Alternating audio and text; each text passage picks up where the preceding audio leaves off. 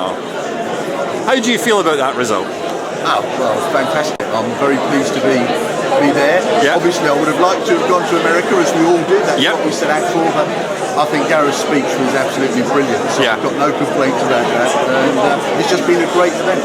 I have to say that the whole thing that really struck me was just the quality of the speeches. Because when it got to the end, I said to Sally, I don't know how anyone was going to judge that, because there was variety. It was just superb. Yeah.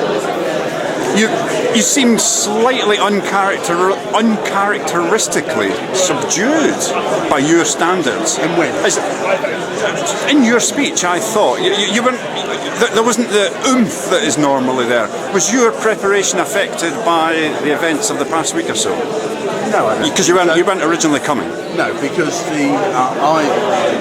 I always had that speech memorised, and in fact I'd only put it down for a week, so that didn't affect me at all. Okay. I actually think if you look at the video of this presentation and the ones at area division, this was by far the best presentation, so I think it's got better. I feel that was the very best I could give that speech, and on that basis I've got no complaints whatsoever. Oh, I very much enjoyed it. You must have felt for the poor chap who didn't quite, I can't remember his name, is it Frankie? Frankie? Absolutely. I think one of the things you wish all the contestants when you wish everyone good luck is you hope everyone delivers their best for their speech.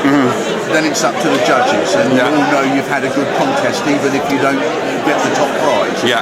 But I always feel it's very unfortunate if someone has a poor speech, because they would always go back and think what would have happened if that had come out as good as it could have done. And some of us in the audience, when was not Josh, the chap who was talking about depression. Yes. If he had got a gun out, we were running for the door. Would you have been first out the door?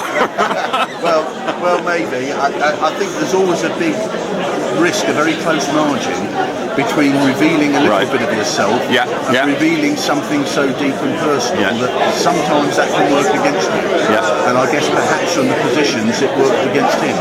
Because he had some very powerful rhetoric in there, and he had some very emotional feeling. But perhaps if he'd have toned it down a bit and been a little less revealing, then that would have worked for him. Any lessons to be learned? Any lessons to be learned from today? There's always lessons to be learned, and I thought that the key lesson to be learned from the winner was that the more you can get the blend of significant point and humour together, then the better your speech is. And I thought what swung it for Gareth was not only that he had a good speech, he had some very good points the audience could take away, but it was punctuated right the way through with great humour. He got the balance just right. He did, he was fantastic, and he'll be a very good representative for us in America. Thank you very much, Bob. That's a pleasure. Always nice to talk to the press, you know that, Brian. We're running.